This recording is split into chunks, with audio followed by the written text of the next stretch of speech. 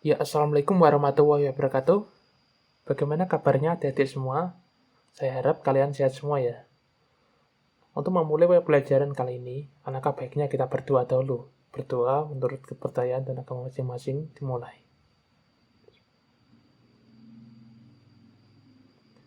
Amin. Nah, untuk kali ini kita akan belajar mengenai pembuatan prototipe produk, barang atau jasa, terutama kemasan produk, terus logo pada produk, atau logo-logo perusahaan.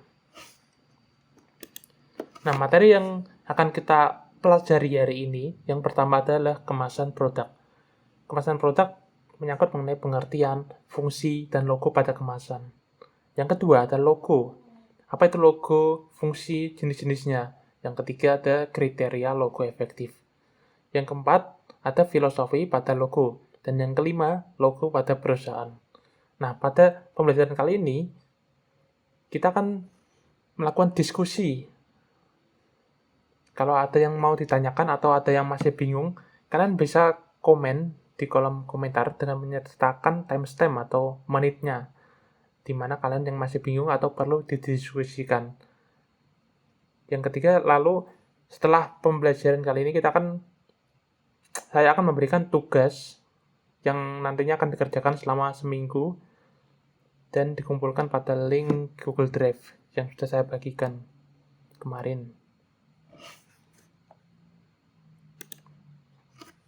Sebelum masuk ke inti pelajaran, ini ada kata-kata motivasi dari saya.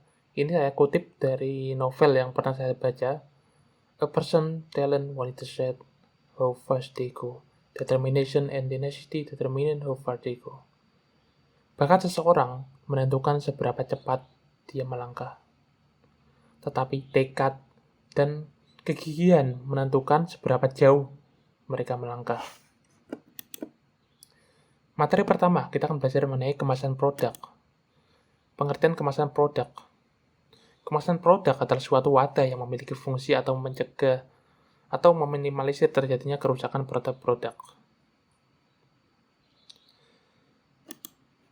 Lalu apa fungsi kemasan produk itu sendiri? Secara umum, fungsi tersebut dibagi menjadi dua, yaitu fungsi protektif dan fungsi promosional kemasan. Fungsi protektif sendiri berfungsi sebagai suatu pelindung ataupun keamanan produk dari berbagai hal yang mampu merusak produk seperti cuaca, proses pengiriman, dan lain-lain. Kemasan yang melindungi produk mampu mencegah atau meminimalisir adanya kerusakan dan resiko catat yang mampu merugikan pihak pembeli atau penjual. Yang kedua, fungsi promosional kemasan. Seperti yang sudah dijelaskan pada pertemuan yang kemarin, kemasan juga berfungsi sebagai alat promosi ataupun pemasaran. Hal ini bisa dilakukan dengan membuat bentuk kemasan yang menarik. Di sisi lain, secara umum, fungsi kemasan adalah sebagai berikut. Yang pertama adalah self-service. Self-service ini apa? Kemasan produk bisa menegaskan ciri khas dari suatu produk yang dijual, sehingga setiap produk akan memiliki bentuk kemasan yang berbeda. Yang kedua ada consumer affluence. Kemasan produk yang menarik terbukti mampu mempengaruhi minat konsumen untuk membeli dengan harga yang lebih mahal. Yang ketiga ada company and brand image. Kemasan produk adalah brand image perusahaan. Jadi, brand image tersebut dijadikan sebagai identitas perusahaan agar bisa lebih dikenal oleh masyarakat. Yang keempat ada innovation opportunity. Kemasan yang inovatif dapat memberikan manfaat untuk konsumen dan mampu menguntungkan perusahaan. Lalu, apa sih pentingnya logo produk pada kemasan? Kenapa logo sebuah produk itu penting? Alasannya, logo sebagai identitas. Sebuah logo dapat membuat pembeli lebih mudah mengenal dan menghafal sebuah produk di pasaran. Misalnya adalah logo berupa tanda centang. Pasti banyak pembeli yang sudah tahu itu pasti logo Nike. Yang kedua adalah logo mempresentasikan produk. Logo sangat mewakili produk atau barang jualan yang ada di baliknya. Misalnya saja, logo Burger King, itu kan gambarnya burger ya. Jadi, logo itu mewakili produk yang akan dipasarkan atau dijual. Yang ketiga, meningkatkan gengsi konsumen. Contohnya pada bidang fashion. Banyak konsumen yang membeli merek Louis Vuitton atau LV karena ingin menaikkan gengsi. Apa itu logo? Dalam bahasa Yunani kuno, logo itu diambil dari kata logos yang mempunyai arti pikiran, budi, kata, akal, serta pembicaraan.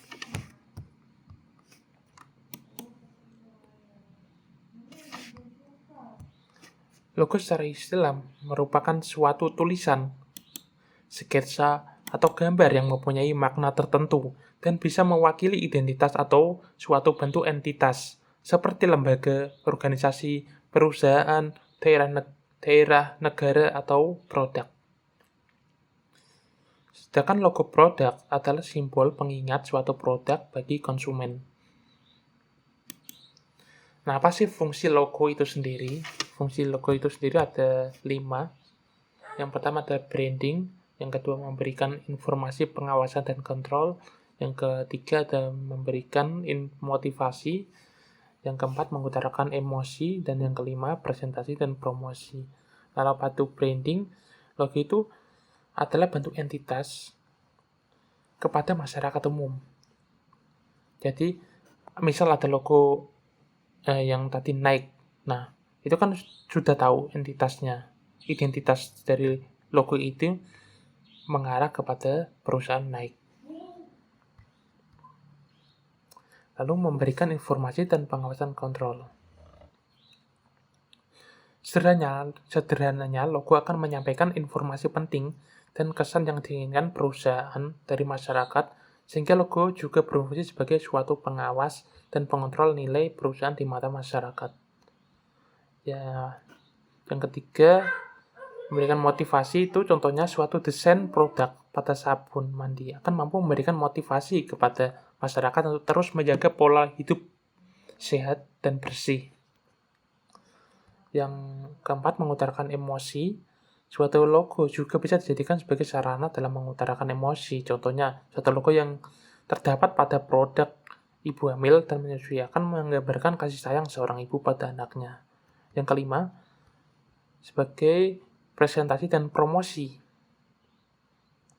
Seluruh informasi atau pesan yang ingin disampaikan oleh perusahaan kepada publik akan lebih menarik dan lebih mudah diingat dengan memanfaatkan gambar dan kata-kata persuasif pada logo. Lalu ada beberapa jenis logo. Yang pertama adalah lettermark. Lettermark ini memanfaatkan 2 hingga 4 huruf. Contohnya seperti logo CNN, HP. Yang kedua ada jenis logo yang namanya wordmark. Ini mirip dengan lettermark, tetapi wordmark ini menggunakan seluruh nama brand atau perusahaan tanpa disingkat. Misalnya adalah Coca-Cola, Disney. Yang ketiga ada pictorial mark. Pictorial mark ini memanfaatkan ikon yang dihiasi dengan grafis tertentu. Misalnya, contohnya itu logo Apple, itu kan logo dari sebuah buah apel yang digigit. Nah, terus ada lagi logo Twitter.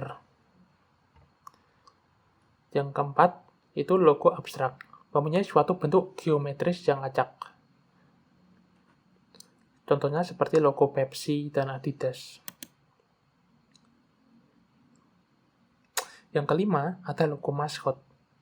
Logo maskot ini dibuat demi menghadirkan daya tarik tertentu untuk anak-anak dan keluarga. Nah, misalnya KFC.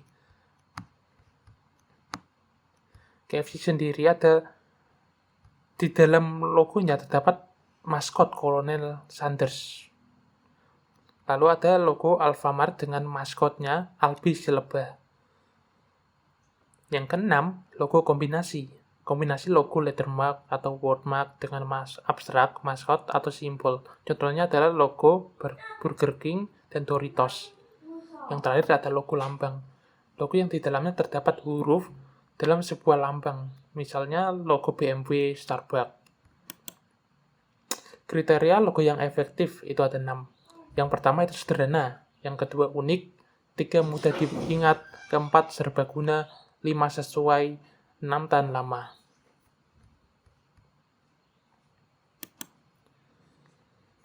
Filosofi pada logo. Pada tahun kemarin, Gojek melakukan perubahan logonya yang awalnya ada logo seperti wavy dan orang yang mengendarai sepeda motor menjadi sebuah logo lingkaran dengan titik di tengahnya. Logo itu sudah bernama soft. Soft itu sendiri diambil dari kata bahasa Inggris yang berarti memecahkan masalah.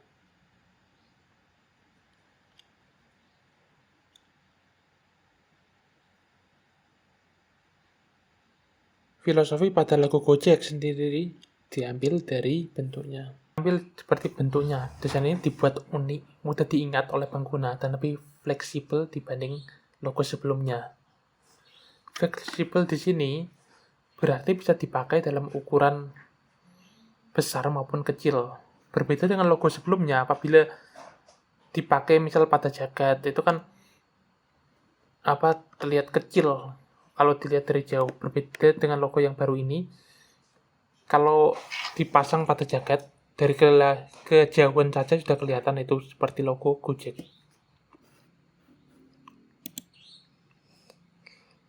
Lalu ada yang mengartikan bentuk logo Gojek yang baru itu seperti tombol daya alias power. Nah, itu sejalan dengan misi Gojek, yaitu memberdayakan masyarakat atau empowering. Lalu ada beberapa orang yang mengartikan juga sebagai logo Gojek yang baru ini seperti ikon kaca pembesar yang bisa digunakan sebagai fungsi pencarian. Nah, itu sejalan dengan Gojek dapat memenuhi kebutuhan yang banyak dicari, mulai dari transportasi hingga makanan. Lalu ada juga kesan menyerupai titik penanda PIN di dalam aplikasi peta digital yang menandai Gojek hadir dimanapun pengguna berada. Namun jika dilihat dari atas, logo tersebut merupakan representasi dari mitra pengemudi Gojek. Dan di tengah ini adalah representasi dari pengemudi Gojek yang ini adalah kendaraannya. Jadi seperti itu filosofi bentuknya. Selain filosofi bentuk, Shop memiliki warna yang berbeda berdasarkan jenis layanan yang ditawarkan Gojek.